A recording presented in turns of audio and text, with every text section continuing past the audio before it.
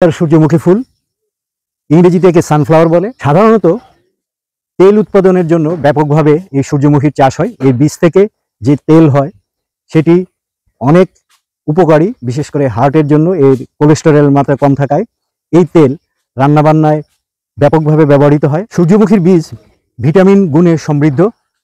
এতে vitamin B complex, C এবং ই রয়েছে। এছাড়া iron, manganese, potassium, phosphorus, zinc ইত্যাদি প্রচুর পরিমাণে রয়েছে। এছাড়া নানান ঔষধি গুণও রয়েছে। হাড় জোড় ব্যথা, গ্যাস্ট্রিক আলসার, দেহের চামড়ায় জ্বালাপোড়া, হাঁপানি ইত্যাদি রোগ সারিয়ে তুলতে এই তেল খুবই উপকারী। এছাড়া রোদে পড়া ত্বক থেকে ট্যান দূর করে এই সূর্যমুখী তেল ত্বকের যাবতীয় সমস্যা যেমন ব্রণ, র্যাশ, ব্ল্যাক হোল্ড, বলিরেখা ইত্যাদি প্রবণতা কমাতে সাহায্য করে। সূর্যমুখী তেলের লিনোলেনিক অ্যাসিড খুব অল্প সময়ে ত্বকের গভীর ক্ষত থাকলে তা সারিয়ে তোলে। জটিল ব্যাধি, ক্যান্সার প্রতিরোধ করতে খুবই পারদর্শী সূর্যমুখী তেলে থাকা সেলেনিয়াম উপাদান।